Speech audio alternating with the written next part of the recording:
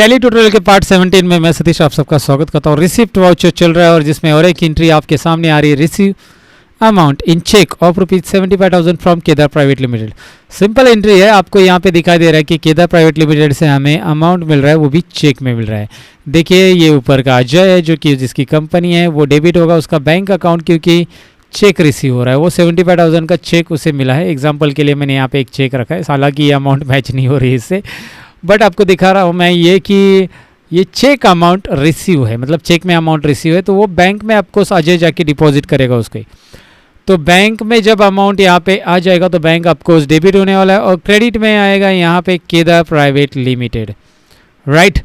So receive amount in cheque of ₹75,000 from Kedar. ये entry कैसे पास करते हैं टैली के अंदर, चलिए प्रैक्टिकली देखते हैं इस वाले एग्जाम्पल में, इस वाले पार्ट में।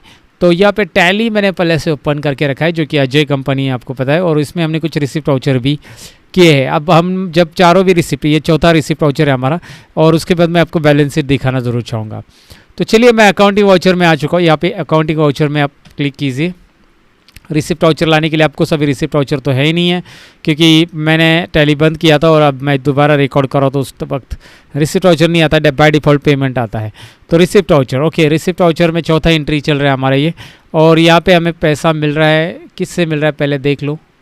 हमें मिल रहा है पैसा केदार प्राइवेट लिमिटेड, राइट। सो केदार प्राइवेट लिमिटेड ये कंपनी यहाँ पे तैयार करनी पड़ेगी आपको। ऑफकोर्स वो लेजर पहले से नहीं है और वो होगा पहले से, अगर आपने उसे कुछ गुड्स बेचे तो ध्यान से सुनिएगा।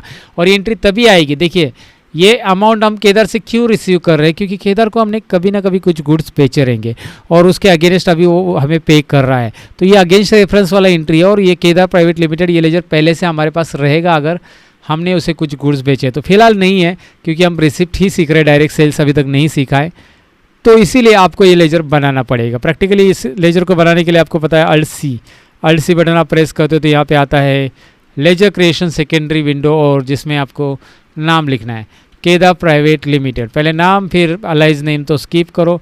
अंडर ग्रुप आप क्या लोगे मुझे बताओ, इसका अंडर ग्रुप क्या रहेगा। ऑफकोर्स ये पार्टी कस्टमर है, सो सन्ड्री डेटर गाइज, और क्रेडिट पीरियड कितना, उधारी के दिन 30 दिन उधार दिए उसको हमने प्रोडक्ट, तो वो भी उसका एड्रेस, बाकी सारी डिटेल्स, आपको उसका GST नंबर, बाकी सारी चीज़ें आने वाली है, लेकिन वो हम धीरे धीरे आगे बढ़ेंगे, एक साथ सभी चीज़ को मिक्स नहीं करेंगे। मैं चाहिए तो यहाँ पे अभी आपको GST एक्टिवेट करके पढ़ा भी सकता था, लेकिन आपको एक स्टेप बाय स्टेप प्रैक्टिस आ जाए, इसीलिए मैं छोटे छोटे वाउचर्स पहले ले रहा हूँ ताकि आप इसके ऊपर प्रैक्टिस करें।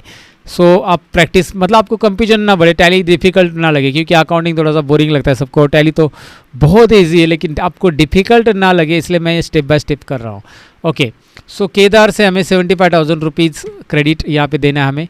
रेफरेंस कौन सा लेंगे यहाँ पे, ऑफकोर्स अमाउंट रिसीव है तो वो अगेंस्ट रेफरेंस ही रहेगा, क्योंकि मैंने आपको पहले ही बोला था कि हमने इसे गुड्स बेचे रहेंगे तभी तो उसका अमाउंट हमें मिल रहा है, लेकिन अभी इसके गुड्स बेचे हुए रिकॉर्ड हमारे पास नहीं है, इसलिए हम यहाँ पे न्यू रेफरेंस लेंगे। न्यू रेफरेंस क्यों ले रहे हैं ये भी मैं आपको बता रहा हूँ।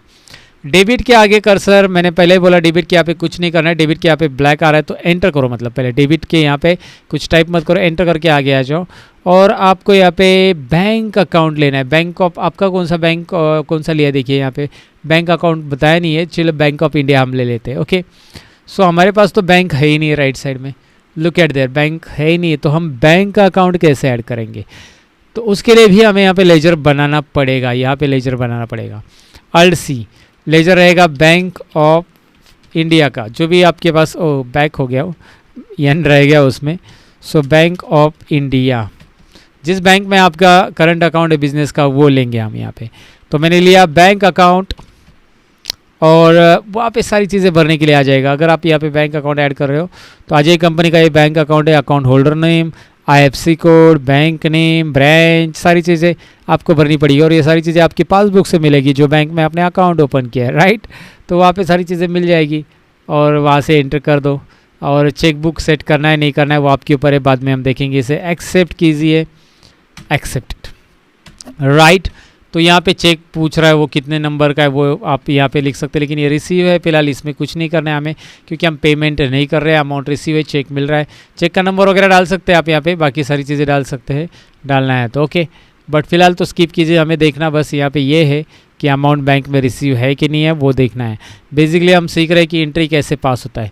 नरेशन क्या आएगा, being cash sorry being cheque receive, being cheque receive, okay, being cheque receive और being amount receive in cheque ऐसा रखोगे तो भी चलेगा, being amount receive in check,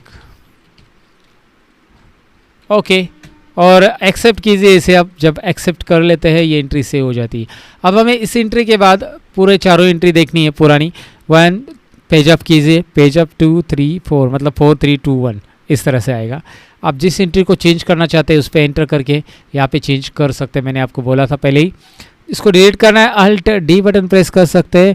और एक चीज़ आप यहाँ पे कर सकते हैं वो ये है कि इसका बैलेंस शीट जाके अभी चेक कर सकते हैं। इसके लिए आप अकाउंटिंग वाउचर से आपको एस्केप बटन प्रेस करके बाहर आना है। देखिए अकाउंटिंग वाउचर में एस्केप एस्केप एस्केप कीजिए जब तक आप गेटवे ऑफ टैली में नहीं आते।